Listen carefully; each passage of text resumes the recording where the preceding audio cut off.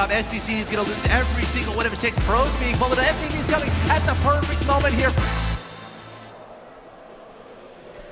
We are back, and it's time for game 2 between Illusion and InControl.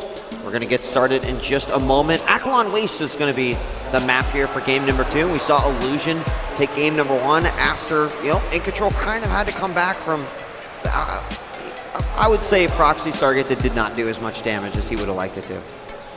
Yeah, I mean, entering the mid-game, it was relatively even.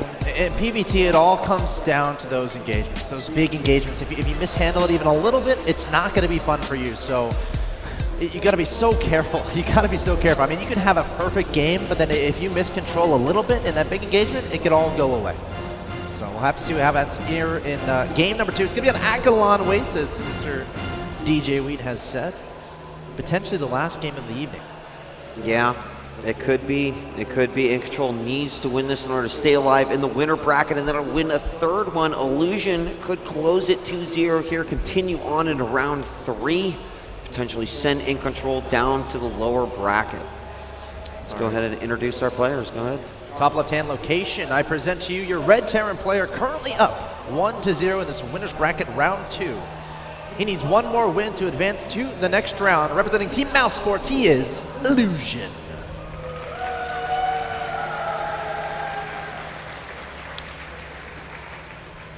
And in the southeast position, as the blue Protoss, down 1 game, looking to win this to stay alive. From Team Evil Geniuses, give it up for InControl.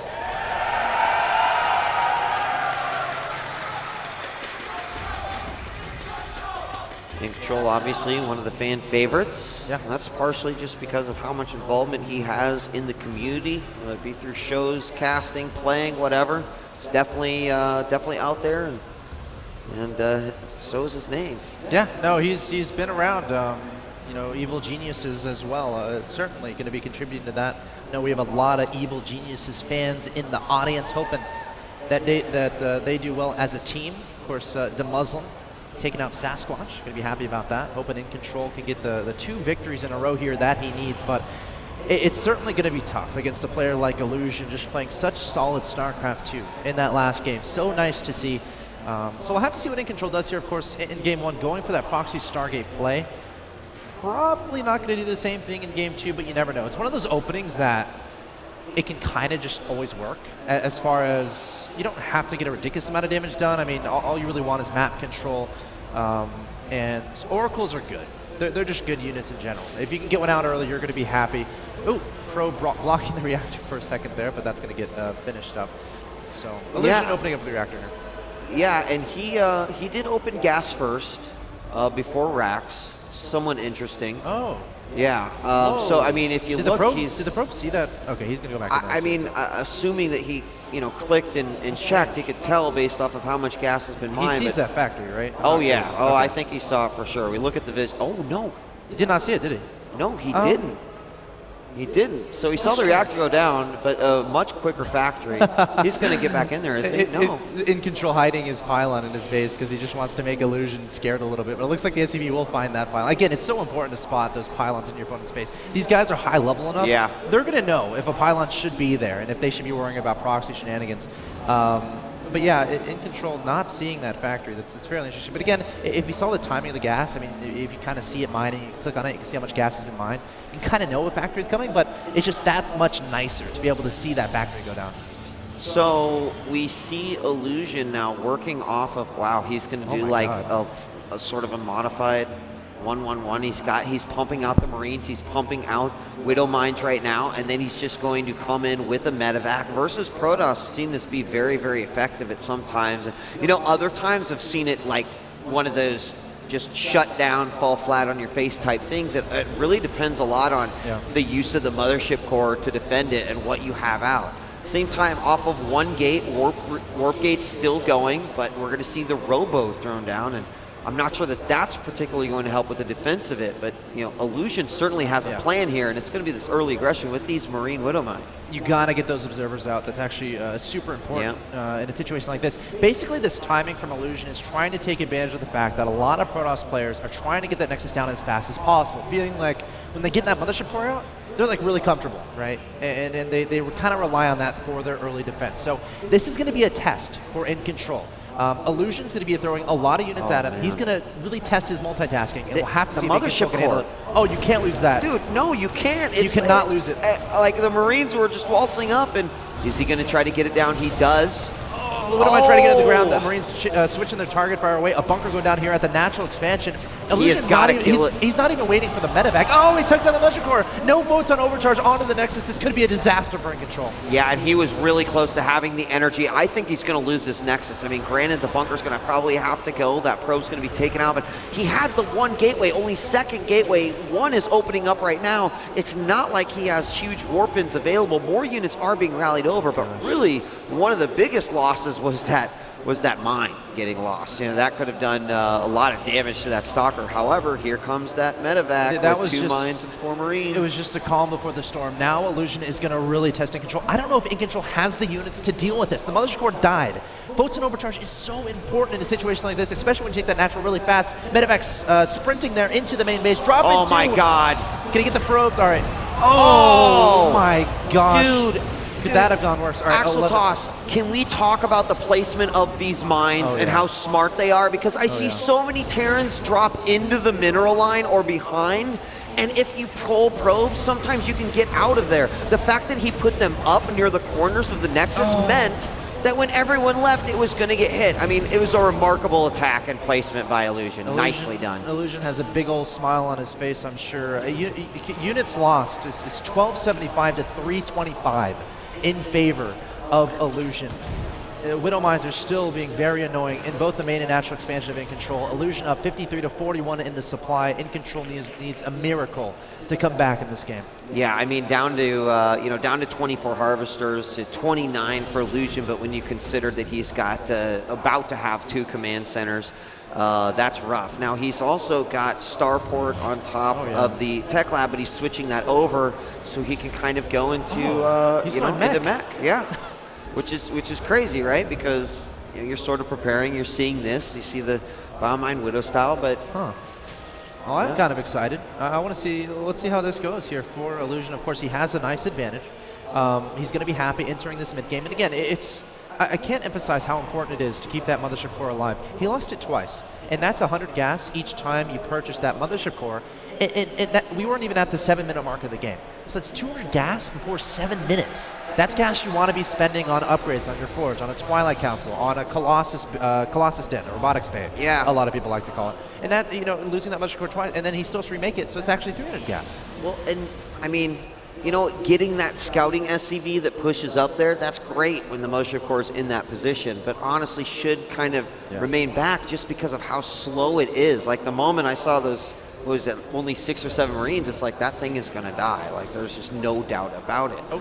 So it's a bit, well, we do have another dropship going out. 4 Hellions now. I mean, mixing it up big time. Pylon from InControl is going to spot. The Observer saw it too. So. Okay, he's all good on that one, yeah. Well, we'll see, right? Well, he still has to defend. It's all well and fine to spot Although, look at this. You've got, an Immortal and a Sentry for a force field and some Stalkers. I think he's going to be in good shape. Oh, we're going to drop those Marines, take care of that pylon, and here comes the Hellion into his... And now he's leaving, his units are leaving. Oh. Well, maybe, did he somehow think that there's 2 Stalkers. Yeah, did he somehow think that the Marine medevac was the medevac that came over and not realizing there was 2? I'm not sure, but InControl is actually moving out from here, and this is a bit scary. He's taking everything. He's got to leave something to defend here. Yeah. I mean, he has a bunch of siege tanks on the high ground. I don't see that push doing a lot of damage here. 4 Hellions going to try to make their way to that mineral line. The probe's actually going to turn around and attack. They're like, come at me, Hellions, but then they die to flames. Yeah, and how many more probes is he going to kill? He's up to 18 total. He gets about 3 or 4 right there, but when these guys go down, surprise, Immortal and the rest of them clean them up. That is going to put Protoss player down to 34 probes. InControl still battling from behind. The double Forge goes down. He looks like he wants to apply some pressure here, but I don't think I don't know how it's no way. I don't know what you're playing a meching player who's going to have siege tanks on that high ground. Now, right. Unless Illusion like unsieges and try to push out, like maybe that's something you can try to take advantage of. But as it stands, I don't see any aggression working. Targeting the medevac takes him down. Nice pick off there. Oh, he's unsieged. Okay, now siege. I'm like, all right. The only reason Illusion could use this if he doesn't siege his tanks. But now that they're sieged up, again, I don't see how InControl can go up that ramp. Yeah, I don't either. Unless he wants to sacrifice his army for a greater good, which is fine, but generally not something you want to do in StarCraft 2. Yeah, don't do that. Not a tournament game, at least. The third CC is going down. Note that it is not at the third location. Yeah. Probably drop it below the natural. A little bit easier to defend, especially mech-wise, I think. Uh-oh. Illusion trying to push out. Great force fields there from InControl. Actually, a great move. Going to pick off these tanks. It should back up right now. Yep, perfect. Once those tanks get sieged up, that's when you're not going to feel comfortable anymore. Targeting on some Vikings as well. That's exactly what InControl needs. Can't get too close to those tanks, though. Oh, losing an Immortal. They're going to back up. Another force field. Another pair of force fields going down. Yeah, and he doesn't have many sentries left. He's got to be careful here. Sentries did fall to that initial siege blast, and ouch. That's also something he's got to be careful about, as he does take some damage. InControl, I believe he took out tanks there. I think that was an okay trade for InControl. Again, I like the idea of trying to contain your opponent in a sense. The longer you can contain them from taking a third base, the happier you're going to be. And any trade you can get is good as far as free trades. Like if you can force field the bottom of the ramp, take out a couple tanks, you're going to be happy. We also see InControl going for a Dark Shrine. I know a lot of people know the saying, win behind, Dark Shrine. Dark Shrine.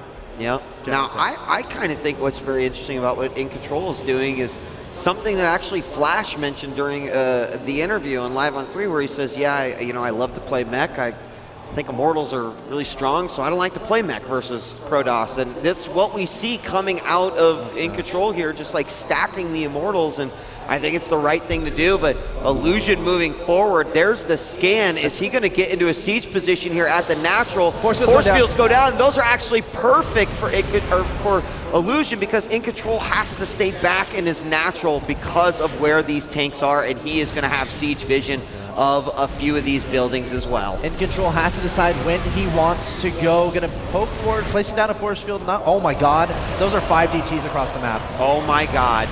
Okay. Oh, this is going to be huge. There's no detection. There's absolutely none at all. He's got some scans, but does he have enough to even do the DPS 2, the DTs to take him out? I don't know, the 2 tanks. Oh my, this is exactly what InControl needs to get back in this game. And he can also send DTs into Illusion's main army, because Illusion is using scans back home, but Illusion knows he has to engage right here. This is exactly the engagement InControl wants, though. Look at the damage being outputted here by the Stalkers, by the Immortals. The Dark Templars slicing away the tanks. Can InControl make this happen? Oh my gosh, there's one down, and at the same time, Illusion is pushing in. Inside the main, everything has pretty much been taken out. SCVs are falling. He's down to just 36 SCVs. He's moved them. In fact, he's bringing it all. Oh, he's bringing it all down. The train of SCVs are coming out, trying to repair this. He wants to break it right now.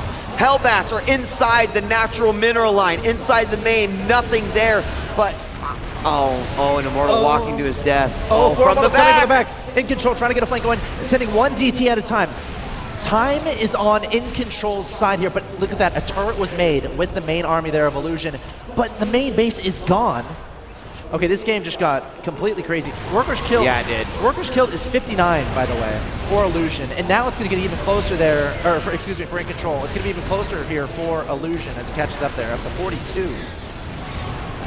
All right, update on the DTs. They're wrecking everything inside Illusion's base. He's lifted it all. But he's moving it from the back yet again. Trying to take down the tanks. That's so important. 4 Immortals still alive. InControl. He's up 78 to 48. I don't know how this was possible. GG! What a comeback from InControl. Oh my God. Oh my God. Even Jeff knows it right there. 5 DTs. And you said, when you said win behind Dark Shrine, I was like, that's great, but I think the Immortals are going to do the job. But actually, the DTs forced him into you've got to attack me now. And then the Immortals did their job. So you were right. DTs came out as 5 guys, and They won the game there for InControl. Of course, coupled with a lot of things. I mean, the beginning went perfect for Illusion. That's exactly what he wanted. And it's one of those situations where, as a Terran player, you have to realize how far ahead you are and then it's be like, okay, what can kill me? How can I lose this game? And then you take the steps to prevent that from happening. The answer to that question is Dark Templar can kill him, and the further solution to that is a turret in his natural, a turret in his main.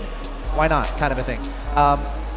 You know, those DTs had to do what they did for InControl to win that game. Yep. And that is one of the best comebacks I've ever seen in a game. And you know what that means? That means that we're going to the third and final matchup in this series and the final game of the evening for day one.